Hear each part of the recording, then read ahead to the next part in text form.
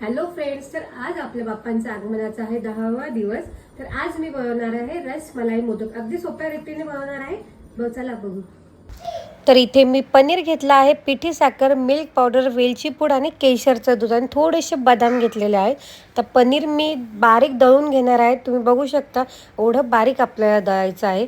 पॅनमध्ये 2 चमचा तूप टाकलं आहे आणि त्यानंतर आपलं जे पनीर टाकलं आहे. त्यामध्ये मिल्क पावडर टाकली, आता पिठी साखर, वेलची पावडर टाकली आणि हे चांगलं मिक्स करून घेणार आहोत. ती 1-2 मिनटं मिक्स करायचं आणि त्यानंतर आपण केशरवालं दूध टाकणार आहोत. आणि हे दूध टाकल्यानंतर आपल्याला हे म्हणजे जवळजवळ 5 ते 8 मिनटं चांगलं परतवून घ्यायचं जोपर्यंत हे घट्ट होत नाही. तर तुम्ही बघू शकता आता घट्ट झालं आहे. आता मी हे गार करून घेते. गार झालं की लगेचच आपण मोडला तूप लावून थोडेसे त्याच्यामध्ये बदाम टाकून हे सारणमध्ये भरणार आहोत. आणि तुम्ही बघू शकता इथे आपला हा मोदक रेडी आहे. तर तुम्ही बघू शकता सोप्या रीतीने बनवलेले आपले रसमलाई मोदक रेडी आहे.